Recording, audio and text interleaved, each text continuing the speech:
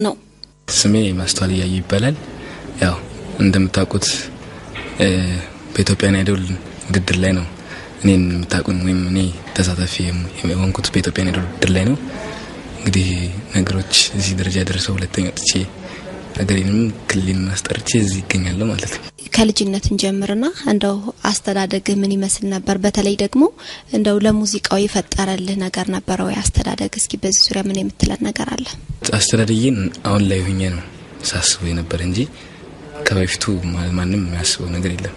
ግን አሁን ላይ ሆኜ አስተዳደጌን ሳስበው አባታችን በተለይ ለቤተሰቡ ትልቅ ፍቅር ስለነበረው ነገሮችን ፍሪሊ ነበር የምናደርገው።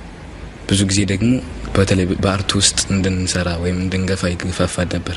ከዛ በፊትም እሱ የክራር ተጫዋች ስለነበረ ውስጡ ፍቅር አለው ማለት ነው፣ የሙዚቃ ፍቅር ስላለው ከዛ ጀምሮ ነው እንግዲህ ወደ ትምህርቱ ዓለም ገብተን የ8ኛ ክፍል ተማሪ ሆኜ ነው ሙዚቃን የጀመርኩ እንዲሁ በአጋጣሚ የጀመርኩት።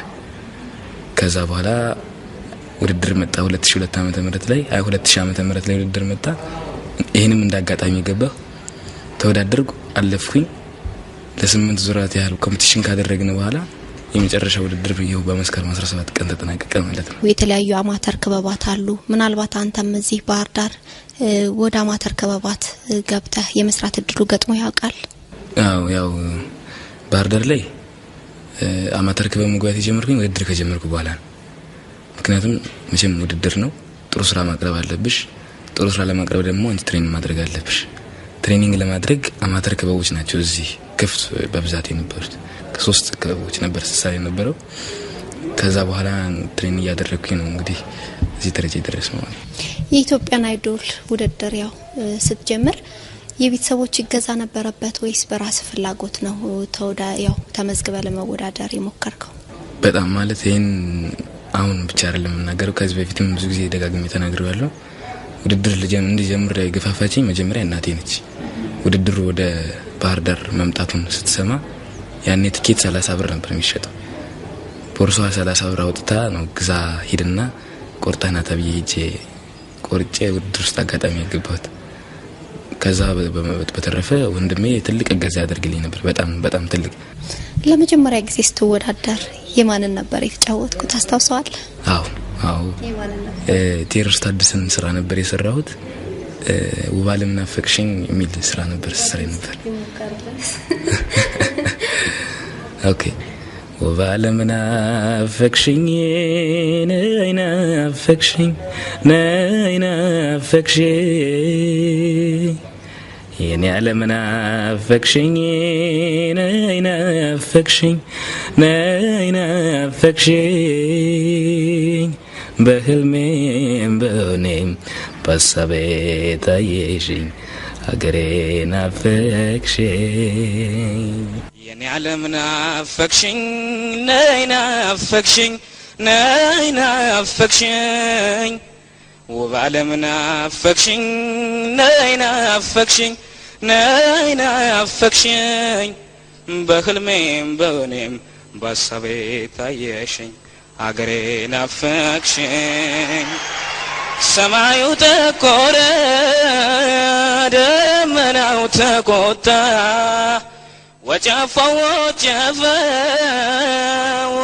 ጭንፈሮ መጣ ዝናቡም ዘነበ ወንዙም ደፈረሰ ትዝ አለኝ አገሬ ሆዴም ተላወሰ የማድጋው ጥንስስ ተላው ደሮቶ ሽታው ይናፍቃል አገር ቤት ሲወጡ እንኳን ጮማው ቀርቶ ሙክቱ ቀሪ ነው እንጎቻ ይገኝ የእናት ቤት ዘንጋዳው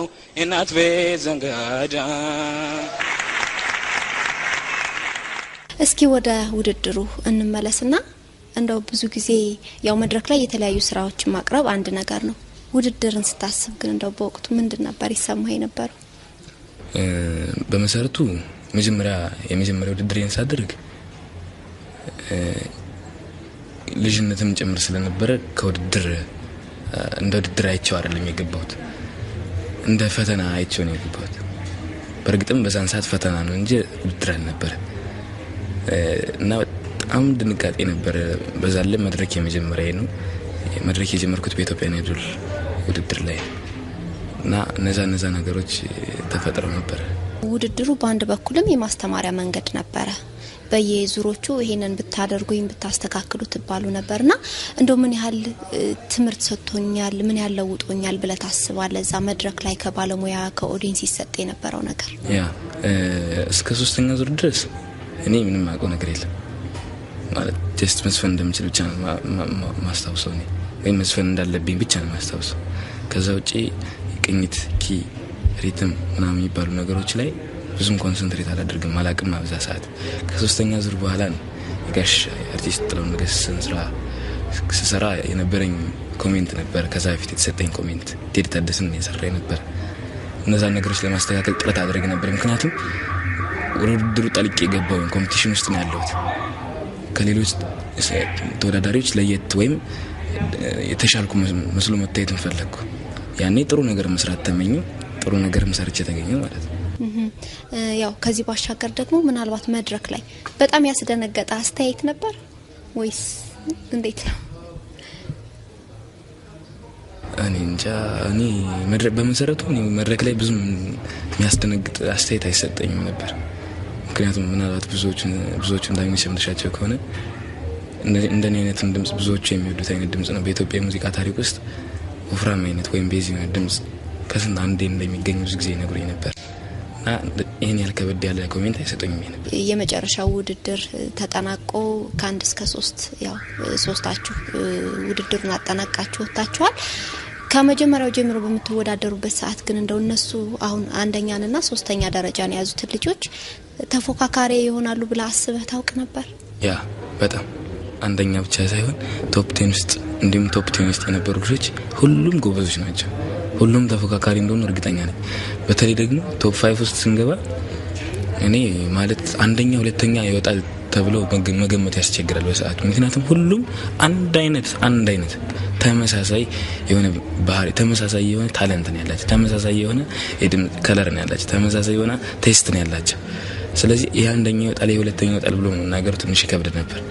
ያው ውድድር ስለሆነ አንደኛ ሁለተኛ 3ኛ ተብሎ ያው ሊስት ውስጥ መግባት ስላለበት እንጂ ሁሉም አንደኞች ነበሩ። በዛን ሰዓት ቶፕ 5 ውስጥ የገቡት ከዛ በፊት የነበሩት ተወዳዳሪዎችም በጣም ጎበዞች ነበሩ። ቶፕ 5 ውስጥ ማለት በገባበት ሰዓትስ እንደው የአንደኝነት ደረጃን አገኛለሁ የሚል ስሜት በውስጥ አልነበረም? በመሰረቱ ከዚህ ላይ መናገር የምፈልገው ነገር ቶፕ 5 ውስጥ ያሉት ልጆች ሁላችንም ወንድማማቾች ነን። ውድድር ላይ ስናቀርብ እንደ ኮምፒቲሽን ሳይሆን እንደ ሾው ነበር ስናቀርብ የነበር። ያንን ስራ አንደኛ ሁለተኛ 3ኛ ለመውጣት ሳይሆን ለህዝቡ ጥሩ ሰርቶ ማስጨብጨብ ነበርኛ የምንፈልገው በሰዓቱ። ለዛም ነው ቲቪ ላይ ምናልባት ተከታተለሽ ከሆነ ፍቅራችን ከሚታሰቡ በላይ ኢቭን መድረክ ላይ ሲወጣ ማንንም የማያደርገውን ነገር ነው የምናደርገው። ተቃቅፈን ተመካክረን አጋጣሚ ማይክ አሁን ውድድር ነው ማይክ አርቀህ ስራ ብሎ ተናግሮ ድምጹን ቼክ አድርገሽ ተመልሶ ይመጣና ማስተይ ማይክ አርቀህ ስራ፣ ምክንያቱም ዲስቶርሽን ይፈጥራል ብሎ ይናገራሉ። እንደዚህ አይነት ከዚህም የበለጠ ፍቅር ነው ያለን።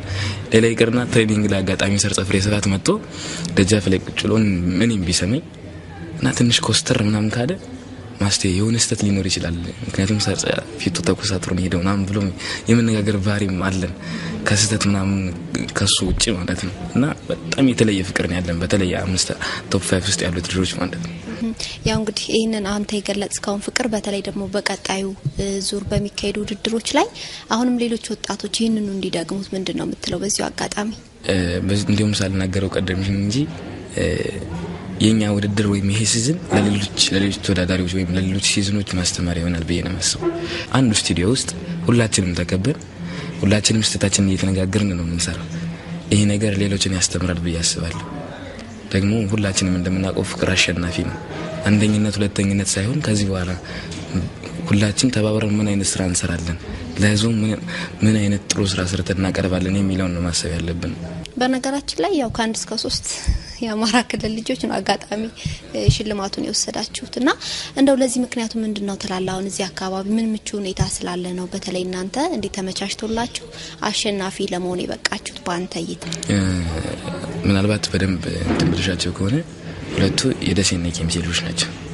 ደሴ ላይ የሙዚቃ አርት በጣም የተስፋፋበትና እንዲሁም አማራ ክልል ላይ በዚህ አርት ውስጥ ትልቁን ቦታ የሚወስዱት ደሴዎች ይመስለኛል። እንዲሁ ዝም ብለን ስናየው እንኳን ድምጻዊ የሆኑ ኪቦርዲስት ነው አርት ውስጥ በጣም ገብተው ጠልቀው ያውቁታል። ከዛ አኳያ ይመስለኛል ባህር ዳር ላይም አለ አማተር ክበባት ብዙ አሉ፣ ግን ስራ ላይ አልዋሉም ገና ብዙዎቹ አልሰሩም። አስተዳደሩም የተወሰነ ድጋፍ የሚያደርግ አይመስለኝም። ለስራው ጥሩ ነገር የሚያበረክት አይመስለኝም። ምናልባት አሁን ላይ ባለው ከዚህ በኋላ ላይ የሚፈጠሩት ነገሮች አናውቅም። እንግዲህ ያው ብዙ ጊዜ መድረክ ላይ በተለይ ደግሞ የጋሽ ጥላሁንን ዜማ ስትጫወት ያው ማለት የሱን ዜማ ብትጫወትም በራስህ ሁኔታ ነው የምትጫወተው በተደጋጋሚ ሰማ ነበርና እስኪ አንድ ዜማ ከጋሽ ጥላሁን ትንፋሽ ተቀርጾ ይቀመጥ ማልከሻ ይህ ነው የሞትኩኝ ለት የኔ ማስታወሻ። ስምንተኛ ክፍል ላይ ሆኜ ነው የጀመርኩ ብለኛል ሙዚቃን። አሁን ምን ላይ ደርሳል? ትምህርቱ አልቀረም። የ12ኛ ክፍል ተማሪ ነኝ። እንግዲህ ቀጣይ አመት አሁን ላይ ሲኤልሲ ፈተና ወስዳለሁ። ቀጣይ አመት ዩኒቨርሲቲ ጆይን አደርግ ይሆናል። ያው ትምህርትና ሙዚቃ ታዲያ እንዴት ነው ጎን ለጎን? እኔ ችግር የለውም ብዬ ነው የማስበው። ምክንያቱም ሁለቱም የተለያዩ ታለንቶች ናቸው። እርግጥ ትምህርትን እንደ ታለንት ባንወስደው ይሄኛው ሌላ ታለንት ነው፣ ይሄኛው ሌላ ስራ ነው። ካልተማርሽ አርቲስት መሆን ይከብዳል። ያልተማረ አርቲስት ደግሞ ብዙዎቹን ስናያቸው ሌሎች ወደ ውጭ ጆይን ሲያደርጉ እንኳን ብዙ ነገሮች የሚበላሽባቸው ነገሮች ይኖራሉ። እነዚህ ነገሮችን ለማስተካከል እንደም ብዙ ጊዜ ምንድነው ይባላል የተማረ ምን ይበለኝ ነው ይባላል አይደል? በቃ ስለዚህ ምንም ድምጻይ ምንም አርቲስት ብንሆን ካልተማርን ዋጋ የለውም። እንደው ምን ያህል ጊዜ አዲስ አበባ ተመላለስክ ለውድድር? ውድድሩ 2 አመት ከ6 ወር ነው የፈጀው። ለ2 አመት ከ5 ወር ያህል አዲስ አበባ ስመላለስ ነበር። እና እንደው አጋጣሚ የለም ጉዞ ላይ እንደዚህ እንደው የምታስታውሰው ገጠመኝ ካለ? ውድድር ላይ አይደለም አሁን ላይ ነው። ወደ ባህር ዳር ገብተን አቀባበል እየተደረገልን ጋዜጠኛ መሰለኝ ወይ አላወኩትም ስለኛ ብዙ ተናገረና የመጨረሻ ላይ የ2004 የኢትዮጵያን አይዶል 3ቱ አሽዋፊዎች ወደ ባህር ዳር እየገቡ ነው ነገር ያለበት እዛ ታረሳና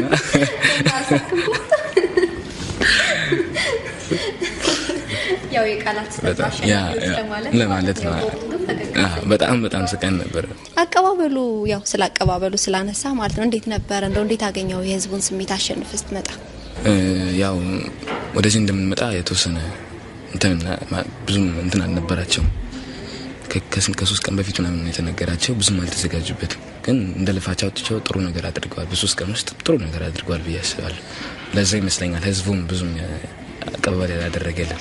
የተወሰነው ህዝብ አቀባበል አድርጎልናል።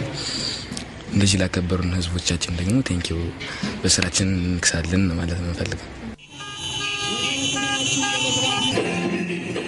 ሚኒሊክ ወሰናቸው ዜማ በጣም እንደምትታወቅ ብዙዎች እየገለጹልኝ ነው። አንተ ምን ሐሳብ አለ በዚህ ዙሪያ? ትክክል ነው። ያው ብዙ ጊዜ እሳቸውን ስራ መስራት ፈልግ ነበር። በፊትም ራሱ ከበድ ያለ ስራ ነው ያላቸው። ከኢትዮጵያ ሙዚቃ ታሪክ ውስጥ ለየት ያለ ሙዚቃ አዘፋፈን ስታይል ያላቸው ሰው ናቸው። ኦፔራ ስታይል ወይም ፔንታቶኒክ ስታይል የሚባል ስራ ዳያቶኒክ ስታይል የሚባል ስራ የሚሰሩ ሰው ናቸው። ከዛም አኳያ ይመስለኛል እንዲሁም ከዳኞች ለሳቸው ያለው ፍቅር ከዛም አኳያ ይመስለኛል እንዲሰሩ የተገደድኩት። ስለዚህ ያው የሚኒሊክን ዜማ እንጠብቃለን። እሺ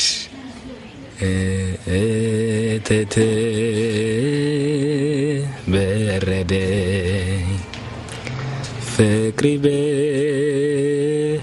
በዳል እንዴ የትዝታ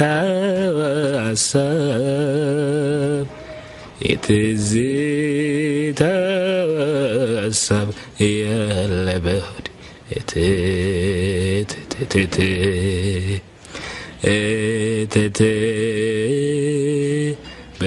በረደኝ አንቀጠ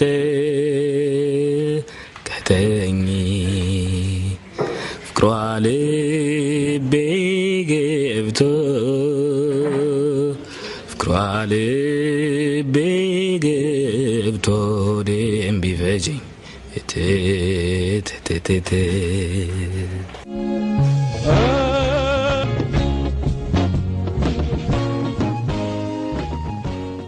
ኪነ ጥበብ ተቀዛቅዟል የሚል ነገር አለ በብዙዎች ባለሙያዎች ዘንድ የሚነሳው። እንደው በዚህ በኩል አንተ ያለህ እይታ ምን ይመስላል? እንደው ወደፊት ምን መደረግ አለበት ለማጠናከር? እርግጥ እንዳልሽው በተለይ አማራ ክልል ላይ አርት የሚባለው ነገር እየጠፋ መጥቷል። እነዚህ ነገሮችን ለማሳካት ወይም እነዚህ ነገሮችን ለማበረታታት አማተር ክበባት ላይ ያሉ ነገሮችን መጀመር ከትንሹ ነው ነገሮች የሚጀመሩት። አማተር ክበባት ላይ ያሉ ነገሮችን ከፍ እያደረጉ መምጣት አለብን።